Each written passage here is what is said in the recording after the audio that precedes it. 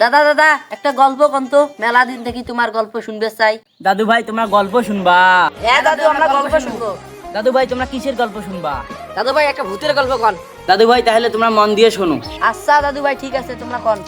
দাদু ভাই তাহলে শোনো, এক ছিল সোদনপুর গ্রাম। সেই গ্রামে বসবাস করতো তিনটি ভোকরা পাটা। হ্যাঁ ভোকরা পাটা মানে?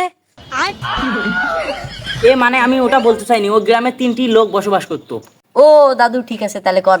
ওই ছেলে তিনটির নাম ছিল যদু, মধু, কদু। তাদের পেশা ছিল ভূত ধরা। ভূত ধরে তারা পোত মারত।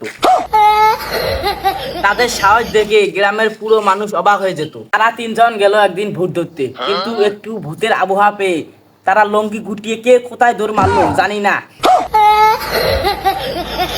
দাদু ওমরা ধান সেই সাহসী ছিল, তা নেন্ডি উডি দৌড়েল কে? দাদু ভাই এগুলো তো তোমাদের বলা যায় না, তাও বলি। ওই তিনজনের মধ্যে লিডার ছিলাম আমি।